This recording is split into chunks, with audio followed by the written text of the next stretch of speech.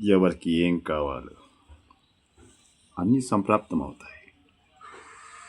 నే ఒక్కడు మాత్రం సంప్రాప్తం కాలే. మీరు అడిగిన కోరికలన్నీ